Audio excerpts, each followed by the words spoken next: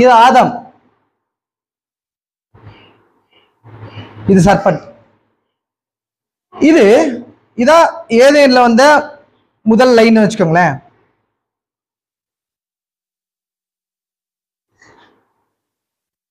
இது ஆதியாகமத்துல இங்க ஸ்டார்ட் ஆகுது. இப்போ நம்ம எங்க இருக்கிறோம் அப்படின்னா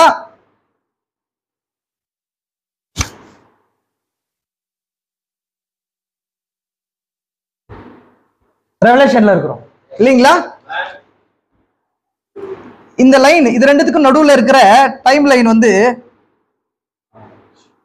6000 இயர்ஸ். கரெக்டுங்களா? இப்போ ரெண்டு வித்துக்கள் இருக்குது. ஆதாமோட வித்து இருக்கு, ரெண்டு சர்ப்பத்தின் வித்து இருக்குது. பிசாசு என்ன பண்ணிட்டான்? இங்க ஈவாள் மூலமா சர்ப்பத்தின் வித்து என்ன பண்ணிட்டான்? ரெண்டு பேரும் இந்த வித்துல போட்டாங்க. போட்ட உடனே என்னங்க, இது ரெண்டும் ஒண்ணு என்ன பண்ணுதுங்க, பின்தொடர்ந்து வருது. புரியுதுங்களா உங்களுக்கு? இங்க வருது, இங்க வந்து என்ன பண்ணுங்க, வெளிப்படுத்தல இது ரெண்டும் முடிவு பெறணும். ஏவாள் மூலமா வந்த, புரியுதுங்களா உங்களுக்கு? ஒண்ணு இப்படி மேல போகுது, ஒண்ணு கீழே போகுது. புரிஞ்சுங்களா உங்களுக்கு? ஒண்ணு என்ன பண்ணுங்க, மேல போகுது, இன்னொன்னு ஹெல் கீழே போகுது. புரியுதுங்களா? இந்த இடத்துல என்ன இருக்குதுன்னு சொன்னா சீல் நடக்குது. என்ன நடக்குது? முத்திரை நடக்குது. அந்த முத்திரையினாலதான் ரெண்டு பிரிக்கப்படுது. புரிஞ்சா இல்லைங்களா உங்களுக்கு? டாப்பணி என்றதுன்னா இன்னைக்கு இது பழக்கப்படல, நான் சின்னதா சொல்றேன், புரிஞ்சுக்கோங்க நீங்க. அப்போ இது நடுவுல என்ன நடக்குதுன்னு சொன்னா, இங்க சிலுவை இருக்குது, இது ஜீசஸ். இப்போ இந்த இடத்துல 4000 இயர்ஸ் இருக்குது. 4000 இயர்ஸ்ல இது ரெண்டும் டிராவல் பண்ணி வந்திருக்கணுமா, வந்திருக்க கூடாதா?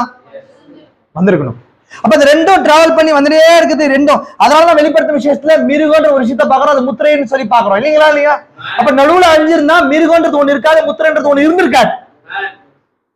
அதனால பைபிள் என்ன பண்ணு சொன்னா மிருகத்தின் முத்திரையை போக்கஸ் பண்ணது இருக்குது. நான் அதனாலதான் சொல்றேன், ஏன் பாக்குறோம், எங்க பாக்குறேன்னு சொன்னா இதை டிராவல் பண்ணுது. எங்க டிராவல் பண்ணுது?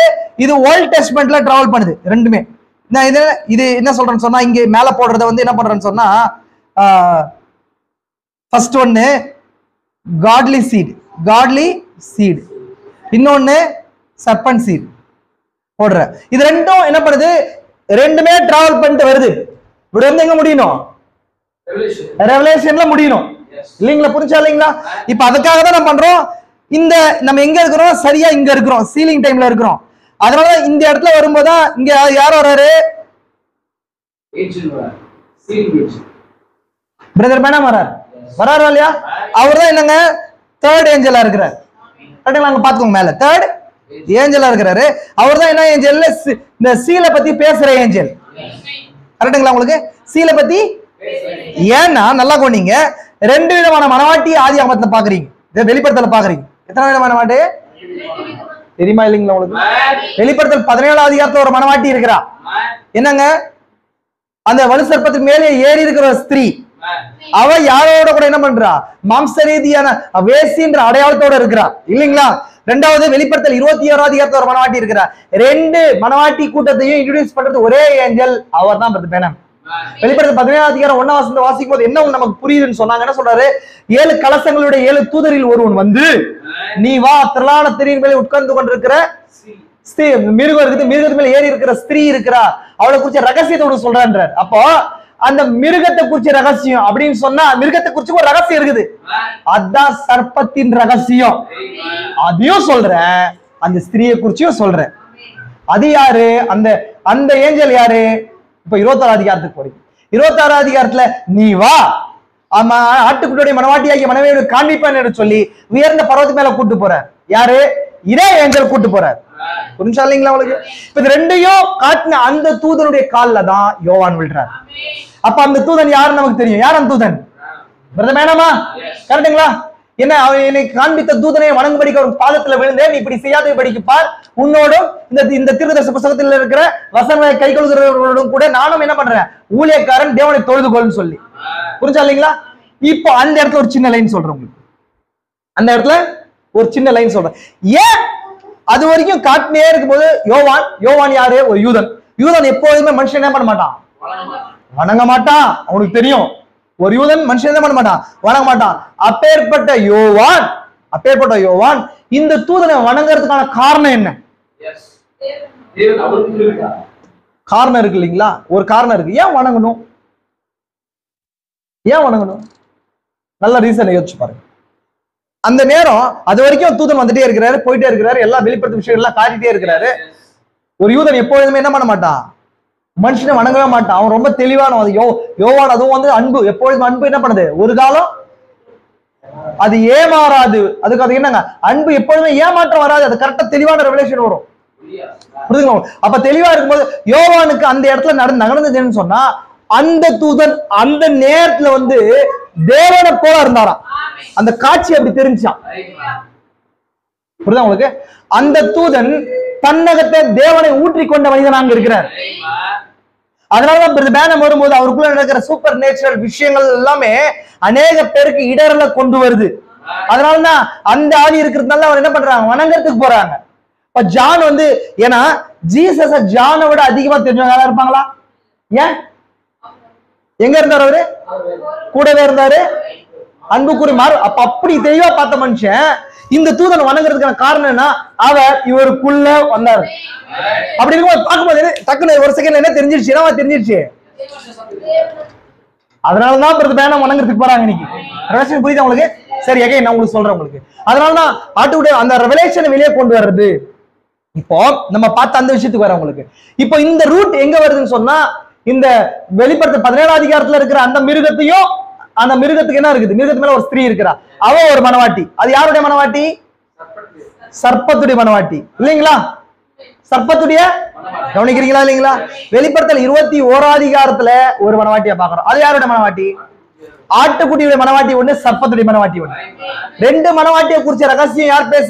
இந்த தூதன். அதனாலதான் பிரதமர் சர்ப்பத்தின் வித்த குறிச்சு பேசினாரு. அதே போல 7 முத்திரைகள் இருக்கிற மனவாட்டி யார் என்ற ரகசியத்துக்கு புரிஞ்சாளுங்க. நான் இங்க காட்டுனா, அப்ப இந்த இடத்துல நல்லா கவனிங்க. இந்த இடத்துக்கு வரும்போது சீலிங் ஏஞ்சல் வரும்போது, இந்த இடத்துல சீல் போடுற நேரம் வரும்போது என்ன பண்ணுது? 2 பிரிது. ஒண்ணு எடுத்துக்கொள்ளப்படுறதுல போனது, ஒண்ணு ஹெல் பாதாளத்துக்கு போகுது. அதனாலதான் பைபிள் முழுசு என்ன பண்ணுது? இது அதை டிராவல் பண்ணிட்டே வருது. அதனால நீ நிறைய பேர் சர்ப்பத்தின் வித்த பாக்குற நபர்கள் மாம்ச ரீதியா பார்க்க போயிடுறாங்க. அதனால நம்ம ஒரு டாபிக் வச்சிருக்கிறோம். சர்ப்பத்தின் வித்துல ரெண்டு விஷயத்த வச்சிருக்கோம். அது மாம்ச ரீதியா எப்படி கிரியை செய்யுது, ஆவிக்குரிய விதத்துல எப்படி கிரியை செய்யுது, அது ஒரு டாபிக், அது ஒரு செய்தி நம்ம எடுக்கலாம். புரியுதுங்களா? அப்ப மாம்ச ரீதியா தேடும் போது ஒரு சில விஷயங்கள்ல நமக்கு வந்து என்ன கிடைக்காது? பதிலே கிடைக்காது. நான் உங்களுக்கு ஒரு விஷயத்த சொல்றேன். அப்ரஹாம் பியூரா சேர்த்துடைய அம்சம். அப்ரஹாம் பியூரா சேர்த்து. யூதாஸ் பியூரா யூதா அம்சம். கரெக்டுங்களா இல்லைங்களா? யூதாஸ் யாருங்க? யூதாஸ் இருக்காரு இல்லையா? யூதாஸும் இயேசு கிறிஸ்துவும் ஒரே கோத்திரத்துல பிறந்தவங்க. பிரதானம் சொல்றாரு யூதா கோத்திரம். யூதா கோத்திரத்துல அப்படின்னா ஒரே கர்ப்பத்துல பிறந்த 2 பிள்ளைகள். ஒரே கர்ப்பத்துல பிறந்த 2 பிள்ளைகள். யூதான்ற ஒரே கர்ப்பத்துல பிறந்த 2 பிள்ளைகள். ஒன்னு சர்ப்பத்தின் வித்து, ஒன்னு புரிஞ்சா இல்லைங்களா? நான் இது இந்த டாபிக் மாத்துறேன், வேணாம். அது அந்த சப்ஜெக்ட் நம்ம அப்புறம் பார்க்கலாம். பட் இந்த மாதிரி அந்த ட்ரையல் வந்துட்டே இருக்குது கொஞ்சம் கொஞ்சமா. ஒரே கர்ப்பத்துல யாருங்க? ரெபெக்கா என்னங்க எதுக்கு அடையாளமா இருக்கிறாங்க? பிரைட் அடையாளமா இருக்கிறாங்க. ரெபெக்கா எதுக்கு அடையாளமா இருக்கிறாங்க? ஏன்னா அவங்க தலைக்கல்ல மேரேஜ் பண்ணினாங்க. தலைக்கல் யாரா இருக்கிறாங்க? யார் தலைக்கல்? இல்ல, அங்க தலைக்கல் யார்? ஈசாக்கு எதுக்கு அடையாளமா இருக்கிறாரு? அன்பு அடையாளமா இருக்கிறாரு. அன்பு அதை வனவாட்டி மேரேஜ் கொள்ளும். அந்த இடத்துலயும் கூட என்ன வருது? ஒரே கர்ப்பம் தான். ஏசாவரா எப்படிங்க? அதனாலதான் சொன்னேன், அந்த சர்ப்பத்தின் வித்துல இன்னும் ஒரு 2வது டாபிக் இருக்குது. பாடியில கிரியை செய்யறது ஒண்ணு இருக்கு, ஆவியில கிரியை செய்யறது ஒண்ணு இருக்கு. அது ஒரு டாபிக். ஏன்னா இந்த இடத்துல தான் என்ன சர்ப்பத்தின் வித்துடைய ப்ரோக்ரஷன் காணப்படுது. தீர்க்கதரிசி 58ல பேசும்போது அவர் என்ன பண்றாரு? அந்த ப்ரோக்ரஷன் பேசுறது பாடி விஷயத்த பேசிட்டார், சரீரத்துல பேசுறார். அப்ப இந்த சரீரத்துடைய சர்ப்பத்தின் வித்தை புரிஞ்சுக்கிற நபர்கள் வந்து பியூர் ஃபுல் ரெவலேஷனை பெற்றுக்கொள்ள முடியாது. அதான் பிரச்சனையே. எங்கேயாவது போகும்போது அங்க பேச முடியாததுக்கான காரணம் அதுதான். நீங்க எப்போ சீல்ஸ்குள்ள வரீங்களோ, சீல்ஸ் எப்போ ஓபன் ஆகுதோ அதோட முழு வெளிப்பாடு ஓபன் ஆகுது. சீல்ஸ்னா என்னன்னா அப்படின்னு சொன்னா லூஸ் ஜாயின்ட்ஸ் இல்லையா? சீல்ஸ்னா என்னங்க? சீல்ஸ் அப்படின்னா தளர்ந்த முனைகள் ஒண்ணு சேர்க்கிறது. ஆல்ரெடி இருக்கிற விஷயம் அதுல மிச்சமா இருக்கிற பகுதியில கொண்டு சேர்க்கிறது. அப்ப சீல்ஸ் வந்து எல்லா ரகசியங்கள்ல விடப்பட்ட விஷயங்களை கொண்டு வருது. சர்ப்பத்தின் வீட்டுல தீர்க்கதரிசி முன்னாடி பேசியிருந்தாலும் அதோட முழுமையான பகுதி எதுக்குள்ள நிறைவேறுச்சு? புரிஞ்சா இல்லைங்களா? முத்திரையில தான் விளைய வச்சு. நீ முத்திரையில படிச்சாதான் சர்ப்பத்தின் வித்து முடியும். ஏன்னா நான் 7 முத்திரையில சொல்லியிருக்கேன். 7 முத்திரையில அந்த மிருகம் எப்படி வெள்ளை குதிரையா, கருப்பு குதிரையா, மஞ்ச குதிரையா, பேலாசா வந்துச்சு நம்ம பாக்குறோம். ஓகே, அப்ப அதனால பைபிள்ல வாசிக்கும் போது சர்ப்பத்தின் வித்து எப்படி எங்க ஸ்டார்ட் ஆகுதுன்றத குறிச்சு நம்ம பார்க்கலாம். புரிஞ்சா உங்களுக்கு? ஃபர்ஸ்ட் பாருங்க, இதுக்கு என்ன ஃபர்ஸ்ட் ப்ரூஃபா கொடுக்கிறது ஒரு சில நபர்களை நான் கொடுக்குறேன் உங்களுக்கு, நல்லா கவனிங்க. ஒரு சில நபர்கள், ஏன்னா வேத வாக்கியங்கள்லாம் தேவ ஆவியினால் எழுதப்பட்டிருக்கிறது. தேவனுடைய மனுஷன் தேறினதாகவும் எந்த நற்கிரியைகளை செய்யும் பொருட்டு உபதேசத்துக்கும் கடிந்து கொள்ளுதலுக்கும் சீர்திருத்தலுக்கும் நீதியை படிப்பித்தலுக்கும் பிரயோஜனமாய் உள்ளதா இருக்கிறது சொல்லப்படுதா இல்லைங்களா? அப்போ வேத வாக்கியத்தை எழுதுறது பரிசுத்தாவினர் ஒரு காலத்திலையும் ஒரு அந்த தூதன் மூலமா என் மாஃபிடானார். ஆல்ரெடி சொல்லியிருக்கேன். என் மாஃபிடா என்னங்க? மாஃபிங் சொன்னா என்னன்னு சொன்னேன். மாஃபிங் ஆல்ரெடி சொல்லிருமா? இனி அநேக பேர் என்ன பண்றாங்க, இந்த பெண்ணுடைய போட்டோ கிடைச்சுன்னா மாஃப் பண்ணிட்டாங்க. என்னங்க, தலையை அதே வச்சு பாடியை மாத்திடுறது இல்லைங்களா? அப்படின்னா மாஃபின்ற வார்த்தை கிரேக்க வார்த்தை தோற்றத்தை மாத்துறதுன்னு அர்த்தம் இல்லைங்களா? அப்படின்னா தலை இதுதான், ஆனா சரீரம் வேற, அப்படி இல்லைங்களா? அப்படியே உருவத்தை மாத்திருது. அது மாதிரி தேவன் காலாகாலம் என்ன பண்றாரு? மோசே மூலமா அப்ப மோசே உருவத்துக்கு மாறினார், ஜோஷுவா உருவத்துக்கு மாறினார், பவுல் உருவத்துக்கு மாறினார். இந்த மாதிரி உருவத்தை தேவன் என்ன பண்றாரு? மாத்தினே வரும்போது அந்தந்த காலத்துக்கு ரட்சிப்புக்கு தேவையான பகுதிகள் அந்த இடத்துல எழுதி வச்சார். அப்போ ஒட்டுமொத்த பைபிள், நான் இன்னொரு விஷயத்த சொல்றேன், பைபிள் 7 முத்திரையில இருக்குதா? 7 முத்திரை பைபிள்ல இருக்குதா? 7 முத்திரை பைபிள்ல இருக்குதா? பைபிள் 7 முத்திரையில இருக்குதா? உங்களுக்கு தெரியுது? இப்ப பாருங்க, முக்கியமான விஷயம், பைபிள்ல 7 முத்திரை இருக்குது. நீங்க என்ன சொல்றீங்க? 7 முத்திரையில பைபிள் இருக்கு. ஏன்னா 7 முத்திரை தேவனுடைய சிந்தையா? புரிஞ்சா இல்லைங்களா? தேவனுடைய சிந்தை. இப்போ பைபிள்ல இல்லாத விஷயத்த முத்திரைகளை பாக்குறோம். நான் முத்திரைகள் நீங்க தவறா எடுத்துக்கொள்ள கூடாது. முத்திரை புஸ்தகத்தை சொல்ல, முத்திரை புஸ்தகத்தை எது மட்டும் பாப்பீங்கன்னா 7 சபை காலத்துல மட்டும் 7 முத்திரையை பாப்பீங்க. 7 சபை காலத்துல இருக்கிற 7 முத்திரையை பாப்பீங்க. முத்திரையுடைய ஷேடோஸா பாப்பீங்க. ஒரு முத்திரையும் ஆதி ஆபத்திலே வருது. நம்ம அந்த காரியத்தை குறிச்சு நம்ம பார்த்திருக்கிறோம். அகைன் ஈசிப்ல நம்ம பார்த்திருக்கிறோம். ஒரு முத்திரையும் ஆதி ஆபத்துல வர்ற காரியத்தை குறிச்சு நான் சொல்லியிருக்கிறேன். எகைன் நம்ம முத்திரைகளை குறிச்சு பார்க்கும்போது எப்படி ஒரு முத்திரையும் ஆதி ஆபத்துல வருது அப்படின்றத குறிச்சு பார்க்கலாம். அப்ப முத்திரைகள் இருந்ததுன்னா முத்திரை பின்னாடி ஒரு ரகசியம் இருக்குது. அந்த ரகசியத்துக்குள்ள இருக்கிற விஷயம் அந்த ஸ்பிரிட் ஆதி ஆபத்தில் தொடர்ந்து வர காரியத்தை குறிச்சு பார்க்கிறோம். புரிஞ்சா உங்களுக்கு? இப்போ 7 முத்திரை திறக்கப்படும் போது இந்த பைபிள்ன்றது, பைபிள்ல எல்லாமே கிடையாது இல்லைங்களா? பைபிள் எல்லாம் இருக்கா? எல்லாமே கிடையாது. உபாகமத்துல 28 இருக்கிறது. 28 என்ன சொல்லுது? வெளிப்படுத்தப்பட்டவைகள் நமக்கு என்ன இருக்குதுங்க? நமக்கு நம்ம பிள்ளைகளுக்குரியது, மறைவானவைகளை யாருக்குரியது? தேவனுக்குரியதுன்னு சொல்லப்படுதா இல்லைங்களா? இப்போ பைபிள்ல உங்களுக்கு லூஸ் எண்ட்ஸ் இருக்கிறத காட்டுறாங்க. லூஸ் எண்ட்ஸ் அப்படின்னா தளர்ந்த முனைகள். பைபிள் அங்கங்க கனெக்ட் ஆகாத விஷயங்கள் இருக்குது. ஆதியாகமம் 11-12 நடுவுல ஒரு கனெக்ஷன் இருக்கு. ஆதியாகமம் என்ன நடந்துச்சு? சேத்துக்கு அப்புறம் 10 ஜெனரேஷனுக்குள்ள என்ன நடந்துச்சு? அங்கதான் யார் இருக்கிறார்? யோபு இருக்கிறார். இது எங்க வெளிப்படுச்சு? நமக்கு எங்க வெளிப்படுச்சு? முத்திரைகள் வரும்போது தான் தெரிஞ்சு. ஆதியாகமத்துல 4 அதிகாரத்துக்கு 5 அதிகாரத்துக்கு ஒரு கேப் இருக்கு. இருக்குதா இல்லைங்களா? ஆதியாகமத்துல 400 வருஷத்துல ஒரு கேப் இருக்குது. எங்கங்க? இஸ்ரவேல் ஜனங்க எகிப்துக்கு போனதுல இருந்து எகிப்து வெளியே வரும்போது அங்க அடிமைத்தனத்துல இருக்கிறாங்களா, அந்த கேப் யார் சொல்றது? இல்லைங்களா உங்களுக்கு? இதெல்லாம் எங்க வருதுன்னு சொன்னா முத்திரைகளுக்கு கீழே வர்ற ரகசியம். மல்கியாக்கும் மார்க்குக்கும் சென்டர்ல ஒரு கேப் இருக்குது. 400 வருஷம் இருக்கா இல்லையா? அது எங்க சொல்றது? வெளிப்படுத்த விசேஷக்கும் இந்த நாளுக்கு ஒரு கேப் இருக்குது. 7 சபை காலம். அது எங்க சொல்றது?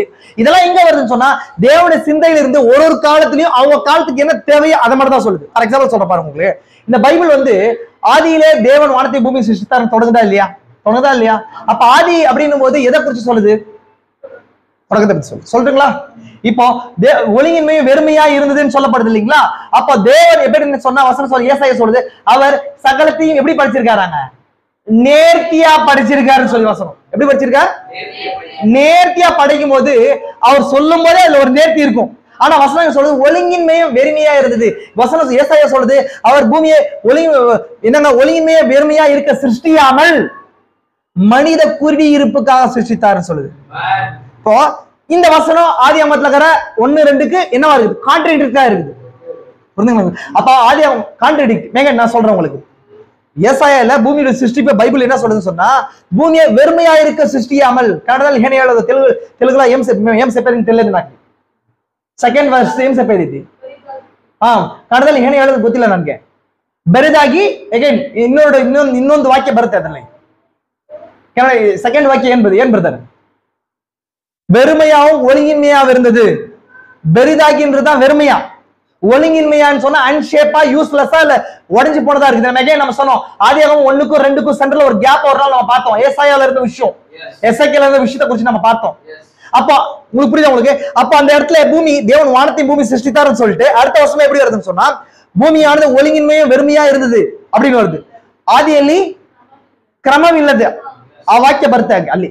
அப்ப ಕ್ರಮವಿಲ್ಲದೆ அப்படின்னா தேவன், அப்ப அந்த வசனத்துக்கு ஏசாயால ஒரு வசனம் சொல்லுது, பூமி என்னங்க அது ஒழுங்கிமையா வெறுமையா இருக்க சிருஷ்டியாமல் மனித குடியிருப்புக்காக சிருஷ்டித்தார் இருக்கு. அப்படி இருக்கும்போது தேவன் சிருஷ்டிக்கும் போதே இப்படி சிருஷ்டித்தார் சொல்றது, இங்க ஒழுங்கிமையா வெறுமையா மாறுது எப்படி? ஆதியாகமம் 1ஆம் அதிகாரம் 1ஆம் வசனத்துக்கும் 3ஆம் வசனத்துக்கும் சென்டர்ல ஒரு பெரிய கேப் இருக்குது. எப்படி ஒழுங்கிமையா வெறுமையா மாறுச்சு? யார் ஒழுங்கிமையா வெறுமையா மாறினதாங்க? இதுதான் நீங்க எரேமியா 4:12 வாசிக்கிறோம், எசேக்கியேல் 28 வாசிக்கிறோம், ஏசாயால 14 வாசிக்கிறோம். இதெல்லாம் அதோட கேப் நம்ம அதை பார்த்திருக்கிறோம் இல்லைங்களா உங்களுக்கு? அப்போ இந்த கேப் எப்படி வந்துச்சுன்னு சொன்னா, சீல்ஸ் ஓபன் ஆகும்போது, ஏன்னா மோசஸ் சொல்லும்போது எக்ஸோடஸ் ப்ராஃபட் போறாரு, சீனாய்க்கு போறாரு, அவருக்கு என்ன ஸ்கிரீன் ஓபன் ஆகுது. ஆல்ரெடி நான் உங்களுக்கு சொல்லியிருக்கிறேன். ஸ்கிரீன் ஓபன் ஆகும்போது ஏன்னா எல்லாமே எங்க பார்த்தார் மோசஸ்? மலையில உனக்கு காண்பிக்கப்பட்ட மாதிரியின்படி விஷயம்ல அவரை பார்க்கும்போது என்ன விஷயத்துக்கு போறார். விஷயம் போகும்போது ஆதியிலே வானத்தை பூமி சிருஷ்டிக்கப்படுறத பாக்குறார்.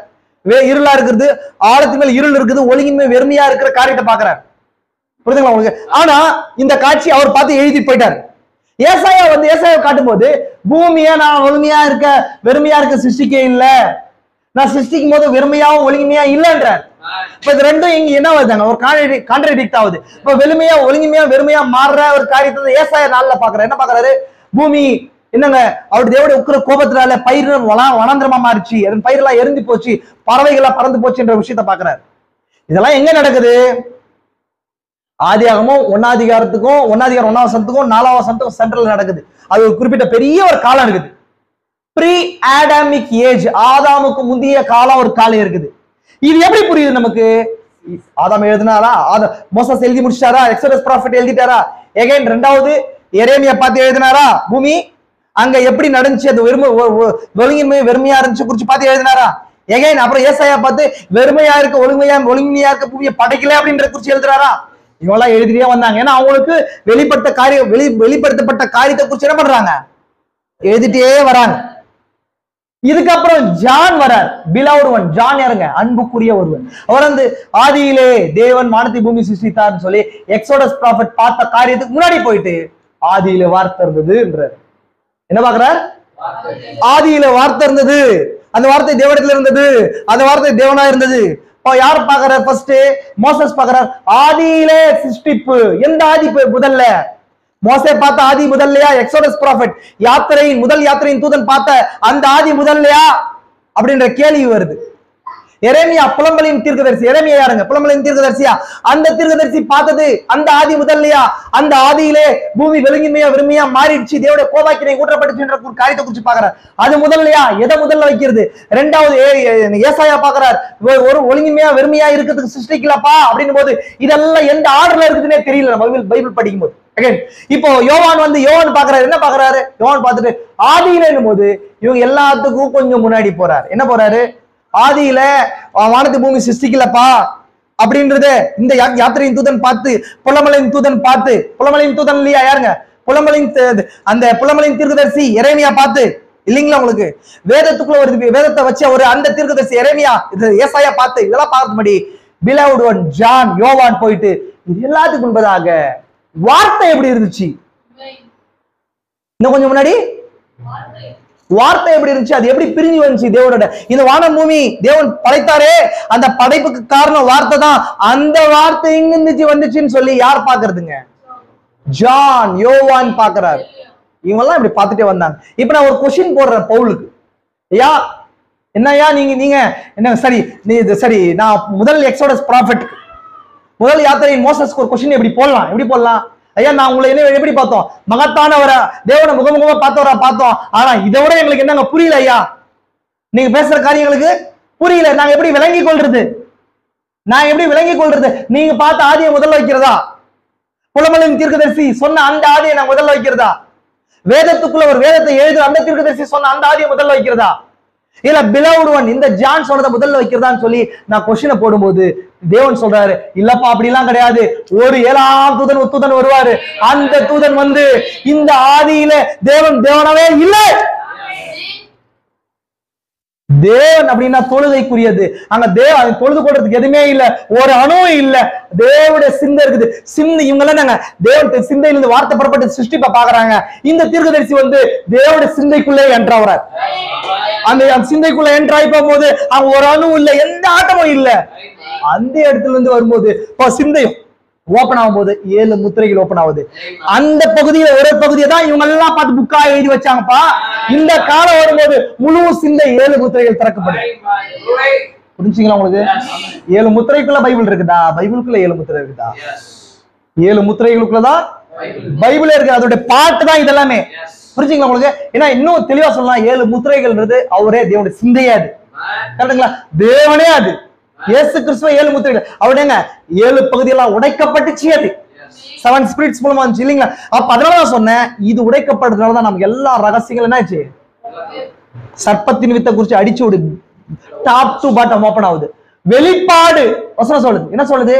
பேதுரு சொன்னார், பேதுருவே நீ பேதுருவாய் இருக்கிறாய், இந்த கல்லின் மேல சபையை கட்டுவேன், பாதாளத்தின் வாசல்கள். என்ன சொன்னாரு? நீர் யாருன்னு சொல்லும் போது நீர் ஜீவனுள்ள தேவனுடைய குமாரனாகிய கிறிஸ்து.